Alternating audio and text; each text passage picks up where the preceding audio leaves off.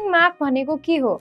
चाइनाबाट सामान इम्पोर्ट गर्दा धेरै सामानहरू एउटा वेयरहाउसमा आउने गर्छ र यसमा सबै उस्तै कार्टुनमा आउने गर्छ र त्यसमा ट्र्याकिङको लागि शिपिङ लेबल टाँसिएको हुन्छ जुन चाइनिजमा हुन्छ र हेर्दा सानो हुन्छ र त्यसको आधारमा सामान खोज्नको लागि अलिक समस्या हुने गर्छ। त्यसको लागि हामीले इच सामानमा एउटा शिपिङ मार्क राख्नुपर्ने हुन्छ। जस्तै उदाहरणको लागि तपाईको नेम राम छ भने शिपिङ मार्क RG/राम भनेर हुने भयो। RG ले चाहिँ रोदी ग्रुपलाई रिप्रेजेन्ट गर्ने भयो भने RG पछि चाहिँ तपाईको नेम अनुसार हुने भयो। यसो गर्नाले सामान वेयरहाउसमा सजिलै थाहा हुने भयो र यहाँ भन्सारमा आउँदा राम्रोसँगै अरु धेरै कम्पनीबाट आएको सामानहरू हुन्छ र त्यसमा RG ले रोदी ग्रुप भनेर चिनिने भएकोले सामानहरू सजिलै रेकग्नाइज हुने भयो र सामानहरू हराउने मिसप्लेस हुने चान्स कम हुन्छ।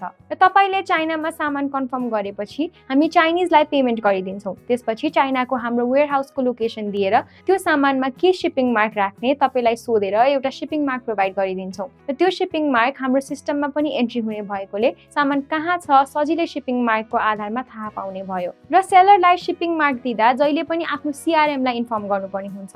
रेगुलर काम गरिरहनु भएको क्लाइन्टहरूको एउटा युनिक शिपिङ मार्क हुने गर्छ र यदि त्यो शिपिङ मार्क चेन्ज गर्नु पर्यो भने पनि CRM लाई इन्फर्म गर्नुपर्ने हुन्छ। शिपिङ मार्कमा अलिक क्लियर नभएर कति सामानहरू चाइनामै अड्किने गर्छ। त्यही भएर शिपिङ मार्क धेरै नै इम्पोर्टेन्ट हुने गर्छ।